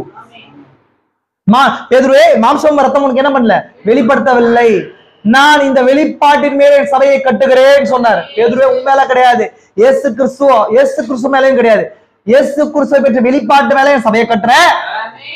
அந்த வெளிப்பாட்டை எது மேற்கொள்ள முடியாது? பாதாளத்தின் வாசல் எது? மரணம். இப்போ நீங்க மரணத்தில் ஜெயிக்கணும்னா என்ன வேணும்? இப்போ வெளிப்பாடு. அதனாலதான் சொன்ன வெளிப்பாடு மேல கட்டப்படும். வெளிப்பாடு வரும்போதுதான் மிருகத்தின் முத்திரை ஜெயிக்க முடியும். எந்த வெளிப்பாடு? ஒன்னொன்றுக்கு ஒரு வெளிப்பாடு இருக்குது. எனக்கு என்ன வெளிப்பாடு வேணும்? ஒரு நாள்ல என்னை அடையாளப்படுத்துற ஏனோக்கு வரும்போது அவருக்கு பாடி சேஞ்சிங்க பத்தி ஒரு வெளிப்பாடு வந்துச்சு. அதனால என்னங்க, பாதாளத்தின் வாசலாகிய மரணம் மத்த 6 பேரை தாக்குச்சு, இந்த ஏனோக்க தாக்கல. அதுக்கு அடையாளமா இருக்கிற நான் வரும்போது, எனக்கு வரும்போது மீண்டும் எகைன் எனக்கு என்ன வருதுங்க, மிருகத்தின் முத்திரை பத்தி வெளிப்பாடு வருது, ஜீவனை குறிச்சு ஒரு வெளிப்பாடு வருது, பாடி சேஞ்சிங்க குறிச்சு ஒரு வெளிப்பாடு வருது, 7 முத்திரை பத்தி ரகசிய வெளிப்பாடு வரும்போது அந்த வெளிப்பாட்டுக்கு தான் பிசாசு பயப்படுவன தவிர வேற எதுக்குமே பயப்பட மாட்டான். நம்மளுடைய எந்த கிரியைக்கும் அவன் பயப்பட மாட்டான். புரியுதா உங்களுக்கு? நான் அதை பண்றேன், இதை பண்றேன், அதை பண்றேன் எல்லாம் ஓகே. ஏன்னா அவருக்கு வந்து வேற எதுக்காவது பாதாளம் வந்து பயப்படுறதா இல்ல அவர் சொல்லியிருப்பாரு. அவர் சொல்றது ஒரே ஒரு விஷயம் என்ன சொல்றாரு, பாதாளத்தின் வாசல்கள் இந்த வெளிப்பாட்டை மேற்கொள்ளாது. பிசாசு பயப்படுறது, பாதாளத்தின் வாசல் பயப்படுறது வெளிப்பாடு மட்டும்தான். ஏன்னா இப்ப எங்க இருக்கிறோம்னா பாதாளத்தின் வாசல் பூமி மேல வந்திருக்குது. புரிஞ்சா உங்களுக்கு? 7 முத்திரைக்குள்ளதான் என்ன இருக்குது, முழு வேதாகம் எல்லாமே அதுக்குள்ள இருக்குது. இப்ப அதுதான் தேவன் என்னங்க, தேவன் சிந்தையை திறந்தார். அதுக்குள்ள யார் போனது? புள்ள செய்தியாளன் புறப்பட்டு உள்ள போறார். புரிஞ்சா இல்லைங்களுக்கு? இப்போ எங்க பாருங்க. அதனால நான் யாரை எடுத்துக்கிறேன் சர்ப்பத்தின் வித்துக்குன்னா, சர்ப்பத்துடைய தொடக்கம், ஆதி தொடக்கம் யாருங்க? First exodus prophet. யாருங்க அது? முதல் யாத்திரையின் தூதன். யாரை எடுத்துக்கலாம்? மோசஸ். அவர் தான். அவர்தான் அது தொடங்குது. சர்ப்பன்றது என்னன்றது அவர் தான், அதுதான் காட்டுது இல்லைங்களா? அதுக்கப்புறம் 2வது யாருன்னு சொன்னா சென்ட் பால். நம்மளுடைய பவுல் யாருன்னு சொன்னா புதிய ஏற்பாட்டின் பவுல் யாரு? புதிய ஏற்பாட்டின் மோசஸ் யாருன்னா பவுல். கரெக்டுங்களா? பழைய ஏற்பாட்டுல அங்க யாரா இருக்கிறான்னு சொன்னா நம்ம மேஜர் 2 ப்ராஃபட் ஓல்ட் டெஸ்ட்மென்ட்ல பவுலும் எலியாவும் இல்லீங்களா? பழைய ஏற்பாட்டுல அவங்க 2 பேர் இருக்கிறாங்க. சரி மோசஸும் எலியாவும். புதிய ஏற்பாட்டுல அதே 2 பேர் இருக்கிறாங்க. இங்க பாக்குற மோசஸ் எலியா யாருன்னு சொன்னா பவுலும் பிரதேனாமும். புரிஞ்சா இல்லீங்களா? ஏன்னா அங்க வந்து வேதாகமத்தை எழுதுனது யாருங்க? மோசஸ். புதிய ஏற்பாடு எழுதுனது யாருன்னு சொல்லி தீர்க்கதரிசி சொல்றாரு, பவுல் தான். தெரியுமா உங்களுக்கு? புதிய ஏற்பாடு. ஏன்னா மத்தேயு மார்க்கு லூக்கா யோவான் வந்து என்னங்க புதிய ஏற்பாடு கிடையாது. ஜீசஸ் உடைய என்னவா இருக்குது? காஸ்பலா இருக்குது. அப்போஸ்தலர் நடவடிக்கைகள் ஜீசஸ் ஆவியில என்ன பண்ணாரு அப்படின்றது. ஆனா இந்த நிருபங்கள் தான் நமக்கான வேதாகமமா இருக்கு. பவுலுடைய 14 நிருபங்கள் தான் என்னவா இருக்குது? பவுலுடைய 14 நிருபம் தாங்க பைபிள். அதுலதான் என்னங்க நம்ம ஆதியாகமம், யாத்திராகமம், லேவியராகமம், என்னாகமம், உபாகமம் 5 ஆகமம் மாதிரி இது இருக்குது. புரிஞ்சா இல்லீங்களா? நம்மளுடைய பால். அப்ப நான் ஃபர்ஸ்ட் ஆள் யாரோ சொன்னேன்? மோசஸ். 2வது யார சொன்னேன்? எலியா. ஃபர்ஸ்ட். சரி, இங்க இந்த நம்ம சர்ப்பத்தின் வித்துக்கு நான் எடுக்கிற எவிடன்ஸ்க்கான பர்சன்ஸ் சொல்றேன். அது யாருன்னா பால். 3வது யாருன்னு சொன்னா வெளிப்பாட்டை முதல் பெற்றுக்கொண்ட பீட்டர் இல்லீங்களா? பேதுருவே நீ பேதுருவாய் இருக்கிறார், யோனாவின் குமாரனாகிய சீமோனே நீ பேதுருவாயிரு. பேதுருன்னா என்ன அர்த்தங்க? ஸ்மால் ஸ்டோன் அர்த்தம், சிறிய கல்லுன்னு அர்த்தம். சிறிய சிறிய கல்லுன்னு அர்த்தம். புரியுதுங்களா உங்களுக்கு? ஆனா ஒரு பெரிய கல் ஒண்ணு இருக்கு. என்னங்க? பெரிய கல்லுன்னு இருக்கு. நீ சிறிய கல்லு, எது பெரிய கல்லு? இயேசு கிறிஸ்து தான் பெரிய கல்லா இருக்கிறார். புரியுதுங்களா உங்களுக்கு? ஜீவ கண்மலை அவர் தாங்க. தலைக்கல் மேல வருது. உங்க வனாந்தரத்தை சென்ற ஜீவ கண்மலை யாரு? கிறிஸ்துவே. அப்ப கிறிஸ்து தான் அந்த பாறை. அங்க எபேசியர்ல சொல்லப்படுது போல அப்போஸ்தலர் தீர்க்கதரிசிகள் என்ற அஸ்திபார கற்கள் அவங்க எல்லாம். இப்போ இயேசு கிறிஸ்து வெளிப்பாடுதான் அந்த பழைய ஏற்பாட்டுல வந்து அந்த கல்லுனா அது மேல முதல் கல்லு பேதுரு. ஆமென். அதனாலதான் அப்போஸ்தலர் 2:38 ஒரு திறந்தாரு. புரிஞ்சா உங்களுக்கு? நம்மளாம் மண்டே சண்டே வந்து மன்னிப்பை குறிச்சு பார்த்தோம். மன்னிப்புல என்னங்க? அது பேதுரு தொடக்கிற அந்த காரியத்தை குறிச்சு பார்த்தோம். பார்த்தோமா இல்லைங்களா? எகைன் பார்த்தோமா? நல்லா கவனிங்க. அப்போ பேதுரு நான் கொண்டு வர்றேன். எகைன் ஜான் ஆஃப் பிலவ்ட் ஒன் யாருங்க? யோவான். யோவான் முக்கியமான நபரா? இந்த வெளிப்படுத்தல் இந்த ஒட்டுமொத்த யோவான் யார் அடையாளமா இருக்காரு? திஸ் ஏஜ் பிரைட் அடையாளமா இருக்காரு. வெளிப்படுத்தல் விசேஷத்துல இருக்கிற யோவான் யாருக்கு அடையாளங்க? இந்த கால மனவாட்டிக்கு அடையாளம். அதுக்கப்புறம் ஜீசஸ், ஜீசஸ் himself, இயேசு கிறிஸ்துவே சர்ப்பத்தின் வித்துக்கு ஒரு சாட்சி. அதுக்கப்புறம் பிரதர் பேனம் ஒரு சாட்சி. இத்தனை நபர்களை பைபிள்ல எல்லா இடத்துலயும் இருக்குது. பட் உங்களுக்கு காணத்தக்கதா ஒரு சில காரியங்கள் மட்டும் சொல்றேன் உங்களுக்கு. இந்த நபர்களை எடுத்து முதல் எவிடன்ஸா பேசுற காரியம் இயேசு கிறிஸ்து ஃபர்ஸ்ட் எக்ஸோடஸ் ப்ராஃபட் 3:15 வசனத்தை பேசுறாரு. நான் எக்ஸ்பிளனேஷன் கொடுக்கறதுல வசனத்துல இங்க தெரியுது பாருங்கறத மட்டும் காட்ட போறேன் உங்களுக்கு. ஆமென். இங்க தெரியுதுன்றத மட்டும் காட்ட போறேன். கவனிங்க நல்லா. 3:15 பாருங்க. அதிகமா நான் பட்டு வசந்த வாசிப்பேன். வாட்சி நான் ஃபாஸ்டா கடந்து போறேன். பாருங்க. முதல் எவிடன்ஸ் சர்ப்பத்தின் வித்துக்கான. இப்போ நார்மலா ஒரு நபர் படிக்கும் போது சர்ப்பத்தின் வித்து பைபிள் இருக்குப்பா அப்படின்னு சொல்லி என்ன பண்ணிட முடியும்? புரிந்து கொள்ள முடியும். நம்ம சர்ப்பத்தின் அடிச்சுவடை குறிச்சு எடுக்கிற டாபிக்ல இது ஒரு டாபிக். ஒரு மேஜர் டாபிக்ஸ் நிறைய இருக்கு. இது சப் டாபிக். அதனாலதான் நான் சொல்றேன். புரிஞ்சுக்கலாம் உங்களுக்கு? அகைன் இங்க கவனிங்க. ஆதியாகமம் 3:15 அந்த சாபம் வருது. ஏன்னா சாபம் சர்ப்பத்தினால வந்துச்சு. அதனாலதான் தேவன் வந்து காலியாஸ் பர்னே வரும்போது என்ன பண்றாருன்னு சொன்னா அவங்க கொல்லிவாய் சர்ப்பத்தை அனுப்பும் போது அவங்களுக்கு என்ன கொடுக்குறாருங்க? ஜீவனை பெற்றுக் கொள்றதுக்கு சர்ப்பத்தை நோக்கி பாக்குறான். தேவன் சர்ப்பத்தை என்ன பண்ணாரு? உயர்த்தப்பட்ட விண்கல சர்ப்பம். ஏன்னா எதுக்கு அடையாளமா இருக்குது? முடிக்கப்பட்ட நியாய தீர்ப்பு அடையாளமா இருக்குதா? சர்ப்பம் பாவத்துக்கு மரணத்துக்கு அடையாளமா இருக்குதா இல்லைங்களா? அப்ப அதெல்லாம் பாவ பூமிக்கு வந்துச்சுன்றதுக்கு அடையாளம். நான் அது ஃபுல்லா பேச வரும்ல, உங்களுக்கு அதை தெரியும்ன்றதால இன்சிஸ்ட் பண்றேன். அப்போ அந்த சர்ப்பத்தை சபிக்கிற அந்த கண்டிஷனுக்கு நான் அங்க ஓபன் பண்ணுவேன்னா அங்க ஒரு விஷயம் வருது. சர்ப்பத்தின் வித்து இருக்குது. சர்ப்பத்தை பத்தி பேசல. சர்ப்பத்தின் வித்து வரும்போது அடிச்சுவோடு வரும். வித்துனா என்னங்க? வித்துனா என்னங்க? சீட்னா என்னங்க? புரியுதா உங்களுக்கு? அப்போ ஒரு எக்ஸாம்பிள் சொல்றேன் உங்களுக்கு. இங்க ஒரு செடி இருக்கு, இந்த ஒரு மரம், இந்த ஒரு செடி இருக்கு. இந்த செடியை ரூட்டை கண்டுபிடிச்சா என்ன பாப்பீங்க? இந்த செடி எங்க வந்துச்சு? இந்த செடியை யாரோ விதை இங்க கொண்டாந்து என்ன பண்ணிருக்கணும்? போட்டிருக்கணும். அப்போ இந்த விதையினாலதான் இந்த செடி வந்துச்சுன்றத புரிஞ்சுக்கிறீங்க. எந்த ஒரு மரத்துக்கும் கனிக்கும் தொடக்கம் எதுவா இருக்குது? அப்போ நீங்க இங்க பாக்குறீங்க, இங்க வெறும் பீடா இருக்குன்னு வச்சுக்கோங்களேன். சரி, பிளைனா இருக்கு. திடீர்னு அந்த இடத்துல வந்து அழகான ஒரு மாமரம் வந்து பழம் கொடுத்துருச்சு. யோசிச்சு பாக்குறீங்க, இந்த இடம் பிளைனா இருக்கு, மாமரம் எங்கேயோ தூரத்துல இருக்குன்னு வச்சுக்கலாம், மாந்தோப்பு தூரத்துல இருக்கு. அப்ப நீங்க என்ன யோசிப்பீங்க? அங்க பாக்குற மாமரம் இங்க எப்படி வந்துச்சு அப்படின்னா யாரோ கொண்டாந்து விதையை என்ன பண்ணிருக்கணும்? இங்க போட்டிருக்கணும். போட்டதுனால அங்க வருது. அப்போ நம்ம என்ன பண்ணணும்? ஒரு செடியை பார்த்தா செடியை பார்க்க மாட்டோம், விதை மூலமா தான் என்ன பண்ண முடியும்? அதை டிராவல் ஆகும்ன்றத புரிஞ்சுப்போம். அதனால சர்ப்பத்தின் வித்தின் மூலமா தான் அதை டிராவல் ஆகி திரும்பவும் வந்து இங்க மரமா வரும். புரியுதுங்களா உங்களுக்கு? இவங்க எனக்கு வந்து மாமரம் சாப்பிடணும், மரத்தை கொடுன்னு சொல்லி நர்சரியில போய் கேட்பீங்களா? எதை கேட்பீங்க? வித்த கொடுப்பீங்க. என்ன கேட்பீங்க? வித்துகளை கொடுங்க. எதை கேட்பீங்க? வித்து தான் ட்ரையலை கொண்டு வரும். ட்ரையல்னா அடிச்சோட கொண்டு வரும். வித்துக்களை வாங்கினா போதும், நமக்கு என்ன பண்ண முடியும் நம்மளால? அப்போ ஒரு சின்ன விதைக்குள்ள ஒரு மனுஷன் கரெக்டா ரெவலேஷனை பார்த்தா ஒரு பெரிய மரத்தையும் கனியையும் அதுக்குள்ள லாபத்தையும் பார்ப்பான். ஆமே, என்கிட்ட வந்து கோடிக்கணக்கான ரூபாய் என் கையில இருக்குது. எப்படிங்க? இந்த ஒரு சின்ன விதையில இருக்குது. எப்படி அது செடியாயி மரமாயி கனியாயி அதுல இருந்து என்ன பண்ணாங்க? அப்போ அதுதான் ரெவலேஷன். அப்போ நம்ம எதை பார்க்கிறோம்? சர்ப்பத்தின் அடிச்சோட பாக்குறதுக்கு சர்ப்பத்தின் வித்த புரிஞ்சுக்கணும். அதான் நான் வித்த குறிச்சே பேசிட்டு இருக்கிறேன். நான் வித்த பார்க்காம, சர்ப்பத்தின் வித்த பார்க்காம அடிச்சோட பற்றுக்கொள்ள முடியாது. அடிச்சோட பார்க்காம மிருகத்தின் முத்திரை பற்றுக்கொள்ள முடியாது. மிருகத்தின் முத்திரையின் வெளிப்பாடை பெற்றுக்கொள்ளாம நீ அதில் தப்பித்துக் கொள்ள முடியாது. பாத்தீங்களா? ஆதியாகமம் 3:15 இது இவ்வளமா சொல்லுது. என்ன சொல்லுது? உன் வித்துக்கும் அவள் வித்துக்கும் பகை உண்டாக்குவேன். அப்படின்னு சொல்லி ஃபர்ஸ்ட் எக்ஸோடஸ் ப்ராஃபெட் மூலமா தேவன் கொடுக்குற அந்த நியாய தீர்ப்பு நடக்குது. அங்க என்ன நடந்துச்சு ஏதேன்ல அப்படின்னு சொன்னா ஒரு கோர்ட்ஷிப் நடக்குது, ஒரு கோர்ட் நடக்குது. ஒரு கோர்ட்ல ஜஸ்டிஸ் அங்க உட்கார்ந்திருக்காரு. யாருங்க? ஜட்ஜ் உட்கார்ந்திருக்காரு. யாருங்க? God himself. தேவன் தாமே ஜட்ஜா வந்தாரு. ஜட்ஜ் வரும்போது என்ன நடக்குவாங்க அப்படின்னா அங்க அக்யூசர்ஸ் நிப்பாங்க. யாருங்க? குற்றவாளிகள் நிப்பாங்க. அப்போ ஆதியாகமம் 3ஆம் அதிகாரத்தை நீங்க இப்படி இமேஜின் பண்ணிக்கோங்க. ஒரு கோர்ட்டா இமேஜின் பண்ணிக்கோங்க. ஒரு கோர்ட்டா தேவன் சுப்ரீம் ஜட்ஜா வராரு. எங்க நான் உங்களுக்கு சொல்லியிருக்கேன். ஆதியாகமம் 3ஆம் அதிகாரமும் வெளிப்படுத்தல் 10:1 நான் சொல்லியிருக்கேன். ஆதியாகமம் 3 வெளிப்படுத்தல் 10 உங்களுக்கு சொல்லியிருக்கேன். சாயங்கால நேரத்துல கர்த்தருடைய சத்தத்தை அவங்க என்ன பண்ணாங்க? கேட்டாங்க. நம்ம கூட எங்க இருக்கிறோம் இப்போ? சாயங்கால நேரத்துல தேவன் தாமே இறங்கி வந்தார் அவங்களோட கூட ஐக்கியப்படுறதுக்கு. அந்த நேரத்துல அவங்க எப்படி இருந்தாங்க? நிர்வாணிகளா இருந்தாங்க. லவோதிக்கேயா சர்ச் எப்படி இருக்குது? நிர்வாணமா இருக்குதா? இது ஆதியாகமம் 3 கொண்டு போதா? அப்ப தேவன் எப்படி இறங்கி வந்தார்? சுப்ரீம் ஜட்ஜா இறங்கி வந்திருக்காரா? அங்க ஆதியாகமம் 3ஆம் அதிகாரத்துல என்ன நடந்துச்சு? ஜட்ஜ்மெண்ட் கொடுத்தாரா? அதேதான் விஷயம் உங்களுக்கு. இப்ப கவனிங்க நல்லா. இப்ப ஆதியாகமம் 3ஆம் அதிகாரத்துல என்ன நடக்குதுன்னு சொன்னா ஜட்ஜ்மெண்ட் கொடுக்கும்போது ஜட்ஜ்மெண்ட்டை கரெக்டா வாட்ச் பண்ணுங்க. ஜட்ஜ்மெண்ட் அதுல நல்லா துல்லியமா வாட்ச் பண்ணும்போது சர்ப்பத்தின் வித்துன்ற ஒரு விஷயம் இருக்குது. சர்ப்பன்றது ஏதேனோட போனது மட்டும் இல்ல. இன்னைக்கு சர்ப்பன்ற மிருகம் இல்ல. அந்த மிருகத்தை குறிச்சு நான் எடுக்கிறேன். பட் எவிடன்ஸ் மட்டும் பேசுறேன். சர்ப்பன்றது எப்படி இருந்துச்சு அப்படின்றது நான் எவிடன்ஸாவே எடுக்கிறேன். நெக்ஸ்ட் நான் எடுக்கிறேன். அடுத்த நெக்ஸ்ட் வீக் வரும்போது மனுஷருக்கு சர்ப்பத்துக்கிட்ட டிஃபரெண்ட் ஆத்மாவில் என்ன சேஞ்சஸ் இந்த விஷயங்களை நம்ம பார்க்கலாம். நான் நோட் பண்ணி எடுத்து வச்சேன். அந்த டேப்லெட் அதனால எடுக்க முடியல. நான் அந்த டிராயிங்கை காட்டுறேன் உங்களுக்கு. இப்ப பைபிள்ல மட்டும் பார்க்கும்போது இங்க என்ன சொல்றாரு?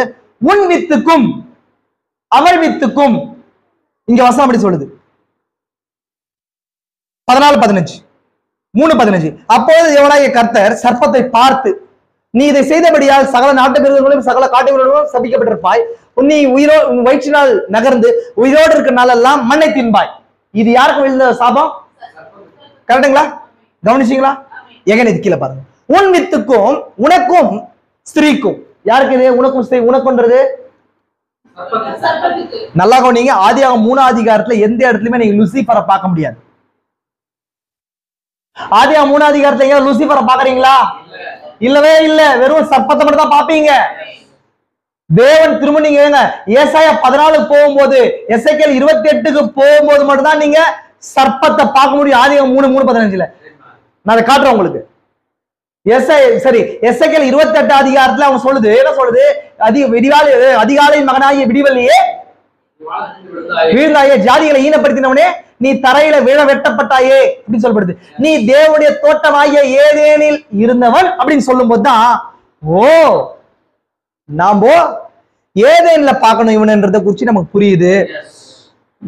நீ என்ன பண்ண? ஜாதிகளை ஈனப்படுத்தணும்னு சொல்லும் போது ஜாதிகளை ஈனப்படுத்துறது யாரு? ஈனப்படுத்துறதுனா பொல்யூட்டிங் இருக்கு. பொல்யூட்டிங் என்னங்க? பொல்யூஷன். பொல்யூஷன் என்னங்க? Air pollution, air pollution, water pollution. அப்படின்னா பியூரா இருக்கிற விஷயத்தை என்ன பண்றது? கலக்கிறது மூலமா கெட்டு போகப்படுறது. அப்ப ஜாதிகளை ஈனப்படுத்துறது எங்க பார்த்தோம்?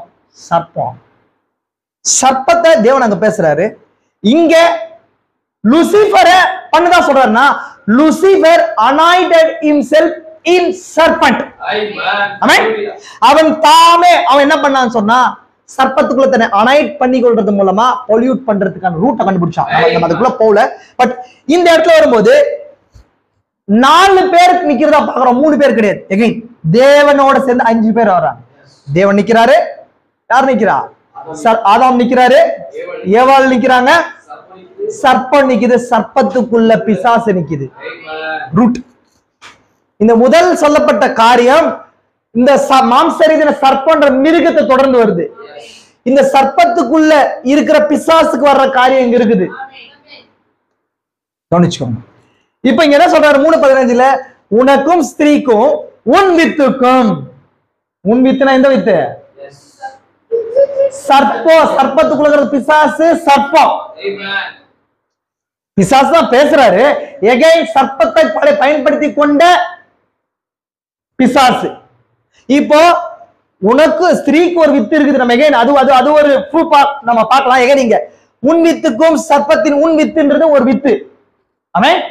உன் வித்துன்றது ஒரு வித்து. இங்க சொல்றாரு ஸ்திரீக்கும் உன் வித்துக்கும் அவள் வித்துக்கும், உனக்கும் ஸ்திரீக்கும் உன் வித்துக்கும் அவள் வித்துக்கும் பகை உண்டாக்கும் என்பது. அப்ப இங்க ஒரு வித்து இருக்கிறத குறிச்சு இங்க ஃபர்ஸ்ட் எக்ஸோடஸ் ப்ராஃபட் பேசுறார்.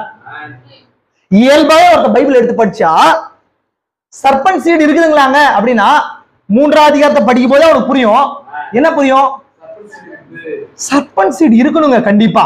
ஏன் அப்படின்னா ஸ்திரீக்கு ஒரு வித்து இருக்குது அப்படின்னா சர்பத்துக்கு ஒரு வித்து இருக்கணுமா இல்லையா? அது எது? அடுத்து அப்ப அங்கதானுங்க அந்த கேள்வி வரும்போது அவன் அடுத்த கருத்துக்குள்ள போறான். அகைன் ரெண்டாவது காரியம் பாருங்க. அடுத்தது பாருங்க, சர்ப்பத்தின் வித்துன்றதுக்கான ஒரு விஷயம் ரூட் காஸ் பாருங்க. அங்க முதல் பாவம் நடந்துச்சு. என்னங்க முதல் பாவம் நடந்துச்சு இல்லைங்களா? 10 நிமிஷம் கவனிங்க. நான் நெக்ஸ்ட் வீக் இதை கண்டினியூ பண்றேன். ஒரு 3 காசு மட்டும் 3 விஷயங்கள் மட்டும் எடுத்து நான் முடிச்சிடுறேன். கவனிங்க, நல்லா இம்பார்ட்டன்ட் விஷயம்.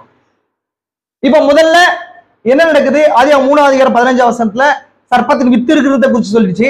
ஆதியாகமம் 3:15 எதை குறிச்சு? 3 அதிகாரத்துல என்ன பேசுறது? முதல் பாவம், மூல பாவத்தை குறிச்சு பேசுது. இப்போ நார்மலா வெளிப்பாடு பெற்றுக்கொண்ட ஜனங்கள் என்ன பண்ணுவாங்க? ஏதேன்ல நடந்தது கனி புசித்தல் கிடையாது, அது ஒரு அடல்ட்ரி, ஒரு விபச்சாரம், மாம்சரீதியான செக்ஷுவல் இன்டர்கோர்ஸ் என்றதை குறிச்சு புரிஞ்சுக்குவாங்க. ஆமென். 2 வகையான கூட்டம் இருக்குது. மூல பாவம் வந்து கனி புசிப்பதுன்றது ஒரு கூட்டம். மூல பாவம்ன்றது என்னங்க? அது கனி கிடையாது, பிசிக்கல் ரிலேஷன்ஷிப், மாம்ச ரீதியான தவறான உறவுன்றதை குறிச்சு பிரிப்பாங்க. இப்ப 2 விசுவாசம். அப்ப மூல பாவம்ன்றதை எல்லாரும் நம்புறாங்களா இல்லையா? 2 வகை வேணும் விசுவாசம் இருந்தாலும் மூல பாவம்ன்றது ஒண்ணு இருக்குதுன்னு சொல்லி டினாமினேஷன் நம்புவாங்க, யாரோ நம்புவாங்க. அப்ப மூல பாவம் எதுன்றத குறிச்சு இப்ப மூல பாவத்துடைய பதிலீடு அங்க நியாய தீர்ப்பை குறிச்சு பார்க்கும்போது அங்கே ஒரு வித்து தொடர்ந்து வருதுன்றத குறிச்சு சொல்லுது. இப்போ கனி புசிச்சாங்க அப்படி சொல்லி எடுத்துக்கலாம். ஆனா அங்க வித்துக்கு என்ன வேலை அப்படின்ற கேள்வி அங்க போட்டாவே பதில் வரும். வாயில கனியே புசிச்சாங்க அப்படின்னு சொல்லி எடுத்துக்கினா கூட அங்க வித்துக்கு என்ன வேலை? தேவன் நீதிபரரா இல்லையா? நீதிபரர். ஏமே அவர் மாற்றி அவர் தண்டனை கொடுப்பாரா? கொடுக்க மாட்டாரா? கொடுக்க மாட்டார், கரெக்டா தான் கொடுப்பாரு. அப்ப அப்படிங்கும்போது ஃபர்ஸ்ட் முதல் யாத்திரையின் தூதன் சொல்லிட்டாரு ஒரு வித்து ஒண்ணு இருக்குதுன்றத குறிச்சு சொல்றாரு. புரிஞ்சுக்கணும். 2வது பாத்தீங்க சொன்னா இப்ப நம்ம அடுத்தது பார்க்கும்போது 2 பேதுரு பார்க்கும்போது பவுல் 11ஆம் அதிகாரம் 23ஆம் வசனம் 2 கொரிந்தியர்ல 13, 11, 21, 3 பாக்குற பாருங்க. ஒரே லைன் மட்டும் பாருங்க. 2 கொரிந்தியர் 11ஆம் அதிகாரம் சொல்லுது. 11ஆம் அதிகாரத்துல இப்படி வாசிக்கிறேன். என் புத்தியிலத்தை நீங்கள் சற்று சகித்தா நலமா இருக்கும், என்னை சகித்தும் இருக்கிறீர்கள். பவுல் அங்க பார்த்து அவங்களுக்கு பேசுறாரு. யாருக்கு? கொரிந்தியர் யாரு? கொரிந்தியர் யாரு? இன்னைக்கு யாருன்னு சொன்னா பெந்தகாஸ்டல் பீப்பிள். இன்னைக்கு நான் ஸ்பிரிட்ஸ் ஃபாலோ பண்ண தயவு செஞ்சு சொல்றேன். வெறும் பைபிள் மாதிரி படிக்க கூடாது. அந்த ஸ்பிரிட் இன்னைக்கு வருது.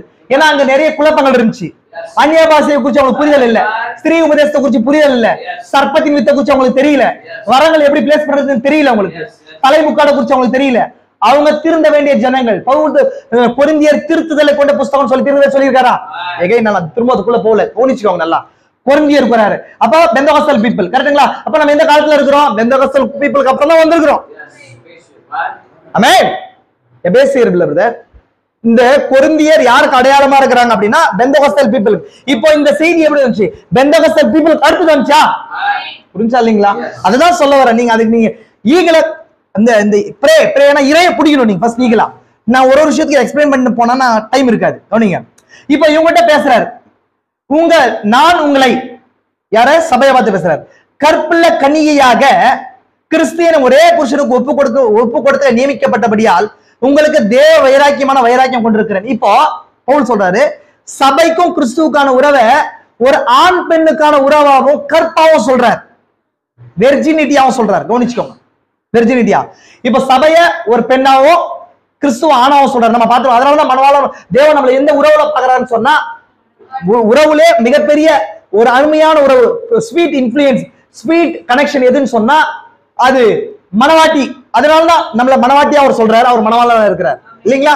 ஆதாமுக்கு ஏவாள் என்னவா இருக்கிறார்? சிருஷ்டிப்பின் அடிப்படையில தகப்பனா இருக்கிறாரு, உறவின் அடிப்படையில மனவாளனா இருக்கிறார். கரெக்டுங்களா? அதனால தேவன் சிருஷ்டிப்பின் அடிப்படையில தகப்பனாவோ உறவின் அடிப்படையில் நமக்கு என்னவா இருக்கிறாரு?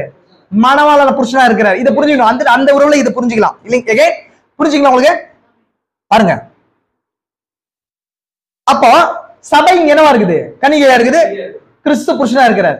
இத பவுல் எடுத்துக்கின்னு ஃபர்ஸ்ட் முதல் ஆல்பா ஏஜ் தூதன் ஏஞ்சல் என்ன சொல்றாருன்னு சொன்னா, உங்களுக்கு தேவ வைராக்கியம் கொண்டிருக்கிறேன். ஆகிலும்னா என்ன அர்த்தங்க? பட் அப்படின்னா நான் என்ன பண்றேன்னு சொன்னா, பிரதர் இங்க நான் காட்டுறேன். இந்த ஒரு புக்கு, இந்த புக்கை எக்ஸாம்பிளா காட்டுறேன்னு வச்சுக்கோங்களேன். கவனிங்க, இந்த புக்கை எக்ஸாம்பிளா காட்டுறேன்னா இந்த புக்கு நல்லது பிரதர். ஆனாலும் அப்படின்னா நான் நெக்ஸ்ட் எதை காட்ட போறேன்? இந்த பேனாவா காட்ட மாட்டேன் எக்ஸாம்பிளா, என்ன காட்ட மாட்டேன், இந்த புக்கை நான் எக்ஸாம்பிளா காட்டும் போது எகைன் ஆனாலும் நான் இன்னொரு புக்கை எடுத்து வருவேன் எக்ஸாம்பிளா. கரெக்டுங்களா? பாருங்க இருக்குல்ல, சபையையும் கிறிஸ்துவையும் ஒரு ஆண் பெண்ணா பேசும்போது அது கீழே ஆகிலும் சர்ப்பமானது தன்னுடைய தந்திரத்தினால ஏவாளை வஞ்சித்தது போல மேல இங்க கன்னிகையை குறிச்சும் கற்பை குறிச்சும் பேசின பவுல் கீழே எக்ஸாம்பிள் கொண்டு வரும்போது சர்ப்பத்தையும் ஏவாளை தந்திரத்துல வஞ்சித்தது போல உங்கள் மனதும் கிறிஸ்துவை பற்றிய உண்மை என்று விலகும்படி கெடுக்கப்படுமோ என்று பயந்திருக்கிறேன். நீங்க என்ன பண்ணணும், கன்னிகையா இருக்கணும், கற்புள்ள கன்னியா, உங்க கற்பு கரெக்டா இருக்கணும் அப்படின்னு சொல்லி கற்பை குறிச்சு பேசுற பவுல் திரும்பவும் எடுத்து திரும்பவும் ஏவாளையும் சர்ப்பத்தை வைக்கும் போது திரும்ப எகைன் அங்க ஏமாற்றப்பட்டது கற்புன்றது புரியுதா இல்லையா? அப்ப அங்க என்ன வரணும், எங்க என்ன இருக்குதாங்க, சர்ப்பான ஒரு விஷயம் இருக்குது, கற்பு ஏதேல நடந்த அந்த வஞ்சிப்பு அது கனி கிடையாது, சர்ப்பன்றது இந்த லைன்ல புரியுது. இது யார் சொல்றது? நிறைய விஷயம் இருக்கு, பட் நான் எவிடன்ஸ் மட்டும் டினாமினேஷன் படிச்சாலும் இந்த எவிடன்ஸ் புரியும், அதனால சொல்றேன் உங்களுக்கு. ஏன் புரிச்சாலும் உங்களுக்கு எப்ப அகைன் நான் ஃபாஸ்டா போலாம். ரெண்டாவது நான் ஒரே எவிடன்ஸ் மட்டும் சொல்றேன், டைம் இல்ல, ஒரே எவிடன்ஸ் மட்டும் சொல்லி முடிச்சிடுறேன், அந்த எவிடன்ஸ்ல இருக்கிற ரூட்ஸ் மட்டும் சொல்றேன். ரெண்டாவது 2 பேதுரு 1:4, 2 பேதுரு 1:4 நமக்கு ரொம்ப இம்பார்ட்டன்டான ரூட். ஏன்னா பிரமிட் பிளேசிங் அங்கதான் இருக்குது. எங்க இருக்குது? பிரமிட் பிளேசிங் அங்கதான் இருக்குது. ஏன்னா 2 பேதுரு என்னங்க, என்ன 2 பேதுருல 3 பிரமிட்ஸ் இருக்கு. நான் அகைன் உங்களுக்கு ஆல்ரெடி சொல்லியிருக்கேன், 2 பேதுருல 3 பிரமிட் இருக்குதா இல்லையா? முதலாவது அதிகாரத்துல விசுவாசம் இல்லைங்களா, ஒரு பரிபூர்ண மனிதன் வளர்ச்சி இருக்குதா இல்லைங்களா? இங்க என்ன சொல்லப்படுது பாருங்க, இப்படி அதிக ஜாக்கிரதை உள்ளவர்களாய் இவரோட விசுவாசத்தோட தைரியத்தை இது சொல்றதா, இது ஒரு பிரமிடா, ஒரு பரிபூர்ண மனிதன் வளர்ச்சி, அதான் கிறிஸ்துவுடைய வளர்ச்சி இல்லையா? இது ஒரு பிரமிட். 2வது அதிகாரத்துல ஒரு பிரமிட், 3வது அதிகாரத்துல ஒரு பிரமிட், 3 இருக்கும். புரியுதுங்களா உங்களுக்கு? 3வது அதிகாரத்துல பார்க்கும்போது மறுரூப மலை காட்சியை பார்ப்பீங்க. 2வது அதிகாரத்துல பார்க்கும்போது நோவா காலத்தை பார்ப்பீங்க. நோவா காலத்துல ஒரு பிரமிட் இருந்துச்சா இல்லையா? எகை நீங்க பாக்குறத பார்க்கும்போது நான் ஆல்ரெடி சொல்லாத மாதிரி நினைக்கிறேன். 2வது அதிகாரத்துல நோவா காலத்தை குறிச்சு பேசுவார். நோவா காலத்துல என்ன இருந்துச்சு, நியாய தீர்ப்புக்கு முன்னாடி ஒரு பிரமிட் இருந்துச்சு, ஏனோ காலகட்டப்படுச்சு. 3வது அதிகாரத்தை பார்க்கும்போது அந்த மலை மகிமையை குறிச்சு பேசும்போது இயேசு கிறிஸ்து மறுரூப மலைக்கு போறாரு, ஒரு பிரமிட் காட்சியா? 3 பிரமிட். இங்க யார் பேசுறா? பேதுரு, விசுவாச அடிப்படையாகப்பட்ட பேதுரு பேசுறார். இவர் பேசும்போது இந்த பிரமிட் அமைச்சு பேசுறார். எது? விசுவாசம். அப்ப இதுதான் ஒரு பரிபூர்ண மனிதன் வளர்ச்சி. இந்த வளர்ச்சியில யார் இருந்தது? ஃபர்ஸ்ட் இயேசு கிறிஸ்து இருந்தார். இயேசு கிறிஸ்து யார்? பிந்தின ஆதாம். அப்போ அது இந்த பிந்தின ஆதாம் எந்த ஆதாமுக்கு முன்னாடி அளவா இருக்கணும்? அப்போ இந்த முந்தின ஆதாமும் இந்த கன்சோட இருந்திருக்கிறார். புரிஞ்சா இல்லையா? அதுல தான் உருண்டு போனார். புரிஞ்சா இல்லைங்களா உங்களுக்கு? புரியல, நான் எக்ஸாம்பிள் சொல்ற பாருங்க. இப்படி இருக்குன்னு சொன்ன என்ன அர்த்தம்? இப்படி இருக்கிறதுனால பார்த்து செலவு பண்ண என்ன அர்த்தம்? நான் ஒரு வார்த்தை சொல்றேன், இப்படி இருக்கிறதுனால கையில இருக்கிற காசை பார்த்து செலவு பண்ணான்னு சொன்னா அதுக்கு முன்னாடி என்ன சொல்ல வந்தேன், ஒரு விஷயம் இருக்குது என்னன்னா காசு கஷ்டமா இருக்குது, அப்படி இருக்கிறதுனால பார்த்து செலவு பண்ண அர்த்தம் இல்லைங்களா? அப்போ இந்த வசனம் இப்படி ஸ்டார்ட் பண்ணுது, இப்படி இருக்கான்னு போது நீங்க இந்த மாதிரி பரிபூர்ண வளர்ச்சியா வாங்க அப்படின்னா இதுக்கு மேல ஒரு வசனம் சொல்லுது. என்ன சொல்லுது பாருங்க, இச்சையினால் உண்டான கேட்டுக்கு தப்பி. உலகத்துல கேடு எப்படி வந்துச்சு? லஸ்ட்னால வந்துச்சு, கனியினால இல்ல. புரிஞ்சா இல்லைங்களா? கனியினால வரலப்பா, இச்சையினால பாவம் வந்துச்சு. அதனாலதான் நம்ம என்ன பண்ணோம், இந்த பிரமிட் ஆதாம என்னங்க தேவனா இருந்தா, ஆமெச்சூர் காடா இருந்தா முழு சாயல் ஆதாமுக்குள்ள இருந்துச்சு. ஆதாம் என்ன பண்ண, அது விழுந்து போயிட்டான். திரும்ப அந்த ஸ்தானத்துக்கு வரும்போது திரும்ப இதை கட்டுங்க, விசுவாசம், தைரியம், ஞானம், இச்சை, தேவபக்தி, சகோதர சிநேகம், பொறுமை, அதோட அன்பு, இதான் இயேசு கிறிஸ்து இருந்தாரு. அந்த ஸ்தானத்துக்கு வந்தீங்கன்னா ஏதேன் திரும்ப வரும் அப்படின்னு சொல்ல வர்றப்போ, அப்போ சொல்ல வர பேதுரு எதனால இப்படி விழுந்து போல நினைச்சு? இச்சையினால, கனியினால இல்ல சகோதரா. எதனால? இச்சையினால உண்டான கேடு. பூமியில உள்ள கேடு இப்படி ஃபர்ஸ்ட் கேடு எப்படி வந்துச்சு? பலர் சாப்பிட்டதுனால இல்ல, இச்சையினால வந்துச்சு. அப்போ சர்ப்பத்தின் வித்துக்கான இன்னொரு ரூட்டை யார் திறக்கிறது? பேதுரு, நம்ம முற்பிதாவாகிய பேதுரு இல்லைங்களா? அந்த பிதாக்களுடைய இருதயம் தான் இந்த நாள் என்ன, பிள்ளைகளுடைய இருதயம் தான் அந்த பிதாவாகிய பேதுரு இடமாக என்ன பண்ணிருக்குது இப்போ. கரெக்டுங்களா? இந்த பிரமிட்ல புரிஞ்சா இல்லைங்களா? எத்தனாவது எவிடன்ஸ் காட்டியிருக்கேன் நானு? ஒரே டாபிக்ல 3 எவிடன்ஸ் காட்டியிருக்கேன். நம்ம இன்னும் 9 எவிடன்ஸ் இருக்கு, வேற வேற டாபிக் நம்ம நெக்ஸ்ட் வீக் பார்க்கும்போது. இப்போ அகைன் பேதுரு சொல்லியாச்சு, இப்போ ஜானுக்கு போலாம். யாருங்க ஜான்? பிலவ்ட் ஒன். கரெக்டுங்களா? ஃபாஸ்டா நான் போறேன். 3:15 1 பேதுரு, சரி 1 யோவான் 3:15. எங்கே நீங்க அதிகமா வாட்ச பகுதி தான். அதுல இருந்து சின்ன லைன் காட்டுற பாருங்க. பாருங்க, நாம் சகோதரத்தில் அன்பு கூறுகிறபடினால் மரணத்தை விட்டு நீங்க ஜீவனுக்கு உட்பட்டிருக்கிறோம் என்று அறிந்திருக்கிறோம். இங்க பேசுறது சகோதர சிநேகம், நார்மல் சகோதர சிநேகம் கிடையாது. நீங்க தப்பா புரிஞ்சுக்காதீங்க. நம்ம அந்த காரியத்தை குறித்து அப்புறம் பார்க்கலாம். சகோதரத்தில் அன்பு கூறாதவன் மரணத்தில் நிலை கொண்டிருக்கிறான். சகோதர சிநேகத்தை குறித்து இந்த வசனம் பேசுறது. சகோதர சிநேகம் இல்லாதவன் என்னங்க மரணத்தில் நிலை கொண்டிருக்கிறான் சொல்லிடுச்சு. தன் சகோதரனை பகைக்கிறவனும் மனுஷ கொலை பாதகனாய் இருக்கிறான். சகோதர சிநேகத்தை குறிச்சு உடையுதுங்க. அப்போ சகோதர சிநேகம் இல்லாத ஒரு தன்மை, நான் ஏற்கனவே சொன்னேன், எல்லாத்துக்கான ரூட் காஸ் எங்க இருக்கும், எல்லாத்துடைய ரூட் எங்க இருக்கும்னு சொல்லி பார்த்தோம். அப்போ சகோதர சிநேகத்தை குறிச்சு அந்த உடைப்பை குறிச்சு ஒரு லைன் வரும்னு சொன்னா, அந்த சகோதர சிநேகம் சகோதர பகையை குறிச்சு ஒரு லைன் வருதுன்னு சொன்னா, அதுவும் கூட ஆதியாகமத்துக்கு போகுது. புரியுதுங்களா உங்களுக்கு? தன் சகோதரனை பகைக்கிறவனும் மனுஷ கொலை பாதகனாய் இருக்கிறான். மனுஷ கொலை பாதகன் எவனோ அவனுக்குள் நித்திய ஜீவன் நிலைத்திராது என்று அறிவீர்கள். அப்ப முதல் சகோதர கொலை பாதகன் யாரு? காயின். கரெக்டுங்களா உங்களுக்கு? முதல் கொலை பாதகன் யாருங்க? காயினுங்களா? இப்போ இதுதான் இங்க சொல்லுது. என்ன சொல்லுது பாருங்க வசனம். 12 பொல்லாங்கானால் உண்டாயிருந்து. என்ன உண்டாயிருந்து? பொல்லாங்கன்னா என்னங்க? யாருங்க? டிசெப்ஷன். புரியுதுங்களா உங்களுக்கு? அவன் எப்படி இருக்கான் பாருங்க, கீழே வாசிக்கிறேன். பொல்லாங்கானால் உண்டாயிருந்து தன் சகோதரனை கொலை செய்த காயினை போல் இருக்க வேண்டாம். இப்போ பொல்லாங்கனால் உண்டாயிருந்து தன் சகோதரனை கொலை செய்த காயினை போல இருக்க வேண்டாம் போது ஆதாம் பொல்லாங்கண்ணா கொஸ்டின் கேள்வி. இப்ப நான் எந்த எந்த எந்த சைடுல பேசுறேன் தெரியுமா? நான் யார்கிட்ட பேசுற மாதிரி நான் நினைக்கிறேன்னா, சர்ப்பத்திட்ட விசுவாசிக்காத மூல பாவத்தை விசுவாசிக்கிற இது ரெண்டையும் சொன்ன. ஒண்ணு கனி, இன்னொன்னு இல்ல ஃப்ரூட் கிடையாது. ரெண்டாவது வந்து மாம்ச ரீதியில இனப்பெருக்கத்தின் மூலமா நடந்த பாவம், தவறான உறவின் மூலமா அந்த பாவம். இதான் மூல பாவம்ன்ற நம்புற ரெண்டாவது டீம்ல முதல் டீம் நினைச்சுக்கிறேன் நான் உங்களை. அந்த டீம் கூட பேசுறேன். அப்படி பேசும்போது உங்களுக்கு புரியுது. இப்போ அப்படி இருக்கும்போது இங்க பொல்லாங்கன்னு சொல்லி யார சொல்ல? பொல்லாங்கனால் உண்டாயிருந்து. எப்படி உண்டாயிருச்சுங்க? பொல்லாங்கனால் உண்டாயிருந்து அப்படின்னா பொல்லாங்கன் யாரு அப்படின்னா மத்தேயு 13ஆம் அதிகாரத்துல இயேசு கிறிஸ்து உவமை சொல்றாரா? என்ன சொல்றாரு? மத்தேயு 13ஆம் அதிகாரத்துல இயேசு உவமை 7 சபைக்கால உவமையை சொல்றாரு. 7 சபைக்காலத்துல 7 உவமைகளை சொல்றாரு. நம்ம அதை பேசி இருக்கிறோம். அந்த காரியத்துல ரெண்டாவது உவமை வருது. என்ன ரெண்டாவது உவமை?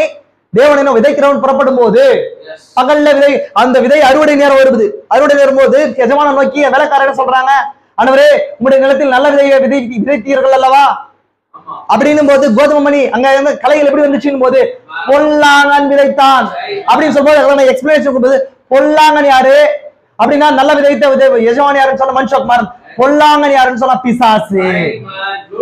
ஆமென். அப்ப அவன் விதையை விதைக்கிறான் என்பது நான் ஆல்ரெடி சொன்னேன். முதல் உவமையில விதை எதுக்கு அடையாளமா இருக்குது? மனுஷங்க. ஃபர்ஸ்ட் விதை ஃபர்ஸ்ட் இதுல எதுக்கு அடையாளமா இருக்குது? ஃபர்ஸ்ட் வார்த்தைக்கும் இரண்டாவது உவமை மனுஷனுக்கு அடையாளமா இருக்கு. சொன்னா இல்லையா? ஏன்னா கலையும் கோதுமை மணி பிரிக்கப்படும் போது கோதுமை மணின்றது தேவனுடைய பிள்ளைகளுக்கும் கலைன்றது பிசாசுடைய பிள்ளைகள், அதாவது அங்க காணப்படுற பொல்லாங்கன்னு இருக்காலே அவங்களுடைய வித்துக்களுக்கு அடையாளமா இருக்கு.